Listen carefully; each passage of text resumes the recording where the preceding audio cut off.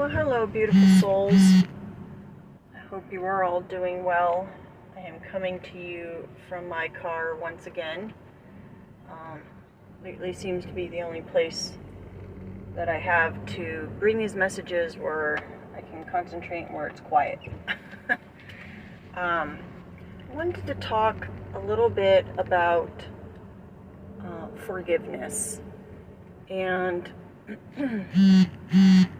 this is a big part of the healing journey. And it's one that I think many people get stuck on. They really struggle with their ego in this part of the journey.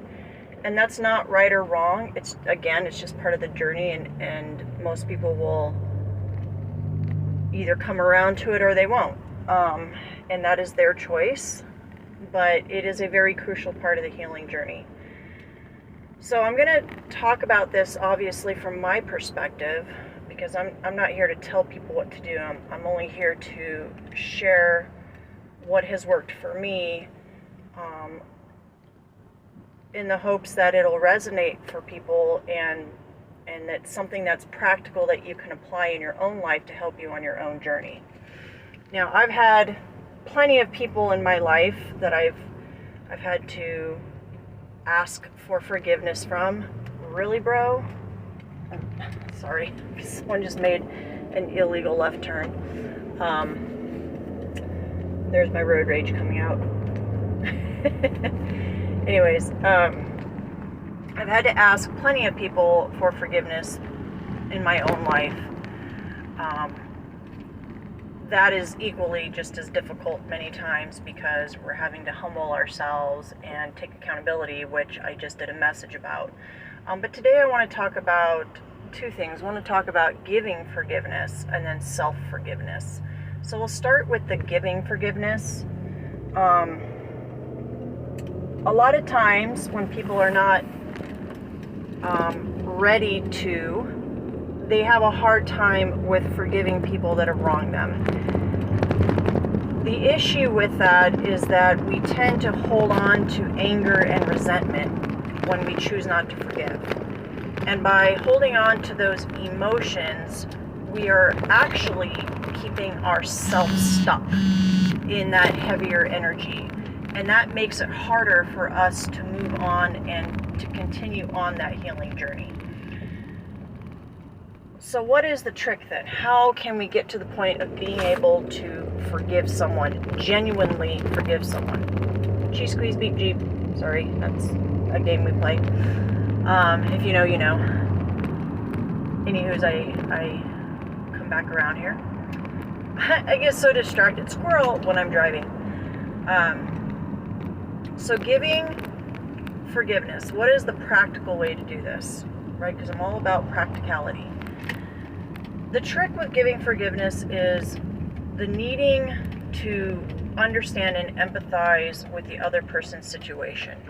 And this is actually a lot simpler than you realize, but it's not necessarily easy. I say that a lot in my messages, that things are often simple, but not easy. Meaning, the how-to is not very complicated, but it's not exactly easy because it kind of forces us out of our comfort zone. So when I've had to forgive people, and I hear Spirit telling me to use this particular example because I feel a lot of people will probably resonate with this. I was sexually abused as a child, and it was many years before I was able to truly forgive the person that did it to me.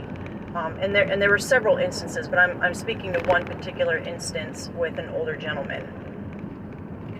And what allowed me to truly forgive him, and by the way, by the time I came around to forgiving him, he had already passed on. So the forgiveness was more for me and less for him, but it was an understanding between me and God that I was forgiving this person. Understanding the human journey, the soul's journey, is very helpful in learning how to forgive people. What we have to remember is that everybody is on their own path. We don't know the things that have happened to other people that have shaped and molded them into the person they are. generally speaking, when someone is having toxic or dangerous behaviors, it's because they dealt with similar things in their past, usually stemming from childhood, meaning they were either neglected or abused, they had some kind of trauma, some kind of wounding, could have been with parental figures. I mean, there's many different things it could be, but generally speaking, hurt people hurt people. So if someone is doing something that is not healthy, that is hurtful, that is dangerous, it's 99% of the time they had stuff happen to them. And that's not an excuse, it's an explanation. It's to help you gain understanding as to the why of how people act the way they do. And so when we do that, it gives us the understanding that people will think and act from the place of where they're at on their journey. So if they have a lot of wounding, a lot of pain, a lot of anger, a lot of resentment, a lot of frustration, then the way they think about themselves and the world around them and the people around them is going to dictate the actions that they take against the world and the people around them, which means, unfortunately, you likely were some kind of victim to that. That's the understanding part of it. The forgiveness part of it is that we know we can't change them, and we know we can't change what happened. But we also understand that if we choose, and it's a choice, if we choose to hold on to that pain and anger, then we are choosing for ourselves to stay stuck in that energy.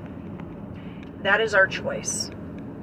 It is always our choice. We cannot change what happened, but we can change how we feel and how we move forward with that information. Now, this is not to say with forgiveness that you're giving that person access back into your life. It's not to say that you're lowering your walls or your boundaries.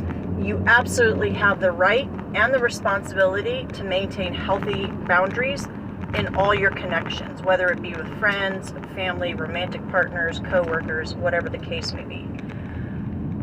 But by forgiving, what you do on a spiritual, emotional, and energetic level is you take those emotions that were associated with what happened to you, and through that understanding and empathy and forgiveness, you transmute those energies, meaning those energies actually change and are able to, like the vision I'm seeing is like float away, for lack of a better explanation.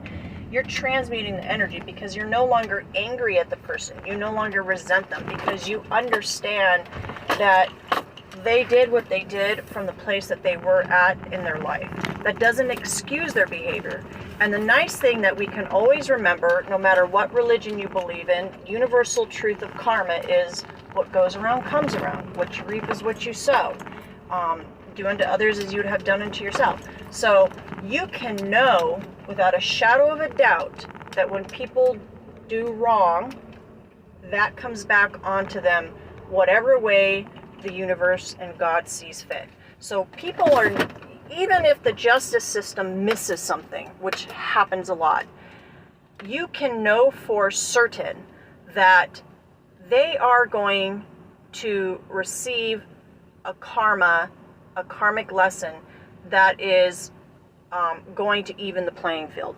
Now, it will be their choice whether they choose to learn from that or not, and that is their journey. And you can relate to that because if you think about your own journey, how many times have you made mistakes over and over and over, whether they be small mistakes or big mistakes? Some mistakes have very little consequences. Some mistakes have greater consequences.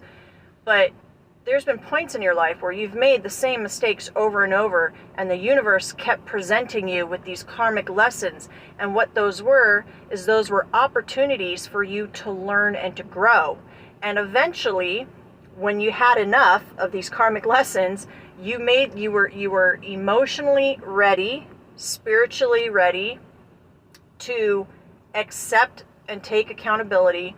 And you stopped those behaviors, you stopped those actions, you stopped those thoughts, you learned from the experience, and you never repeated that lesson. And that is the same for everybody, but everybody is on a different path, and how and when people choose to learn from those mistakes that they've made, you don't have control over that. That has to be within the person. I'm hearing, this is why oftentimes many people who are like forced to go to counseling, or like in, I'm hearing marriage situations, I'm seeing a picture of like a work environment. When you try to force accountability on someone, it doesn't always work, because they actually have to be ready internally. They have to be ready. Otherwise, it's lip service, right? So again, giving forgiveness is simple, but it's not easy. And here's the thing. If you're hearing this right now and you're thinking of a particular person that you know you need to forgive, but you get that twinge in your stomach and you're just like, ugh, you know, and you're still angry, that's okay. It just means that maybe you're not ready. But what you can do is, if it is your heart that you do want to eventually be able to forgive the person, is put that intention out into the universe. If you believe in God, pray to God about it and say, you know, I don't feel I'm ready to forgive this person, but I do know that I want to be able to get to the point of forgiving this person. And so God, can you please help me get to that point? And when you pray that, and when you put that intention out to the universe, you need to make sure you really mean it, because what's going to happen is God is going to present you with opportunities to strengthen you, to get you to the point to where you can be ready to do that. And that may mean you need to forgive them face to face. It may mean a conversation over the phone, or in some cases you don't even need to do that. I know for my situation,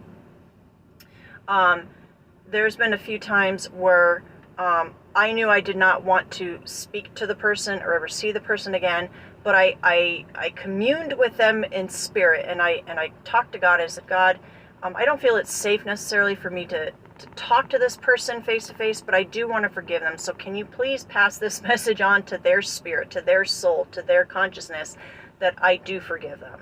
So don't feel like you have to be pressured to physically do it if it's someone you know you probably will never speak to again, or maybe they've already passed on.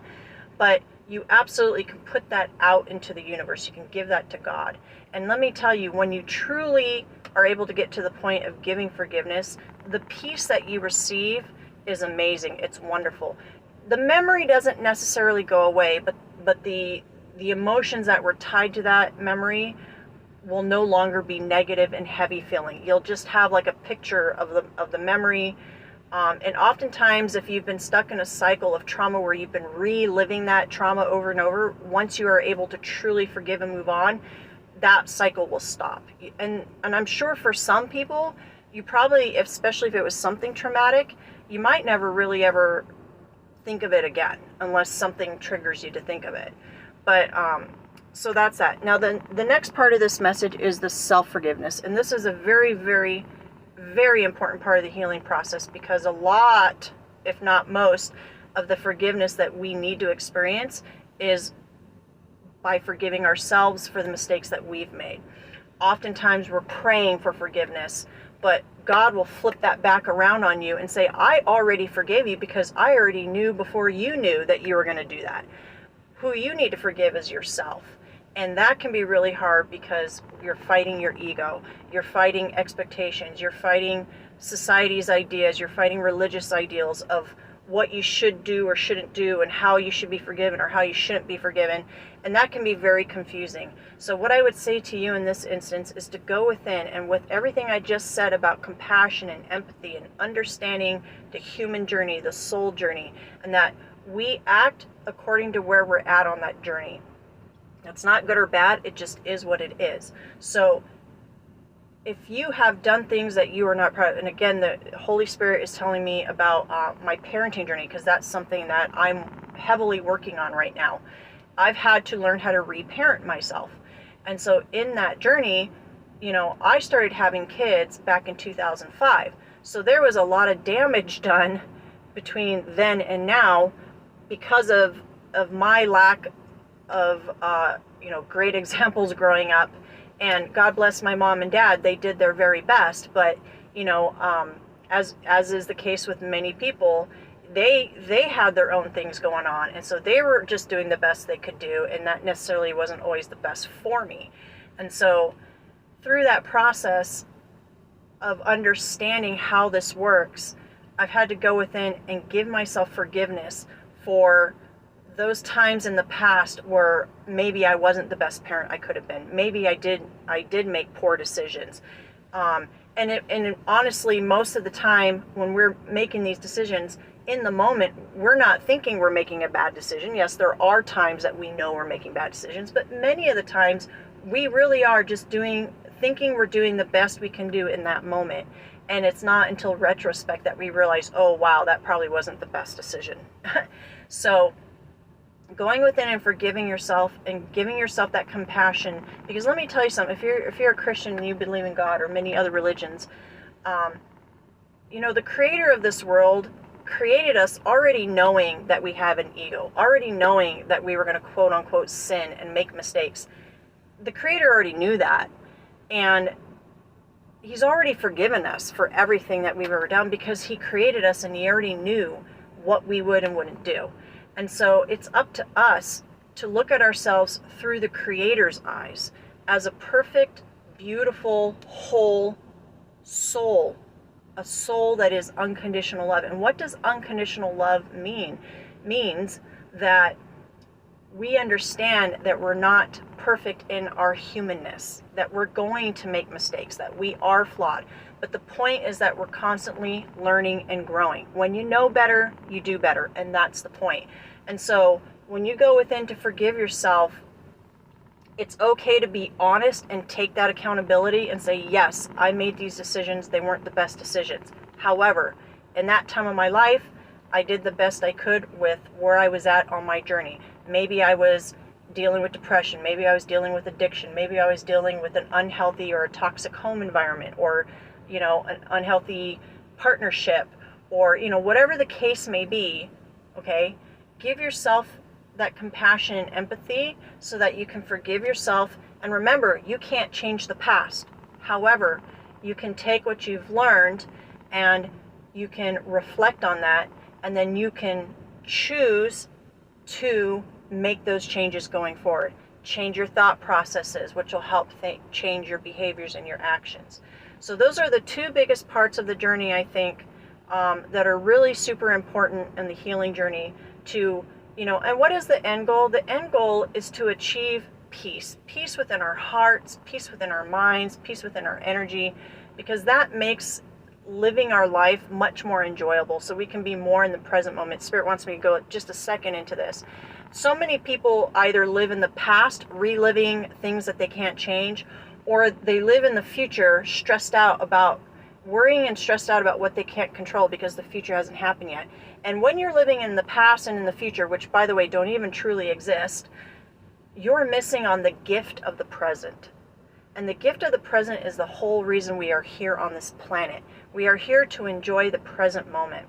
So I'm hearing, and this will be obviously another message, but I'm hearing to take time and be present in the moment by practicing mindfulness, self-awareness, being conscious in the moment. That could just be, a few times a day, just taking a minute or two and grounding yourself and looking around, connect with your senses. What are you seeing? What are you feeling? What are you hearing? It could be a conversation. Really tune in and be an active listener.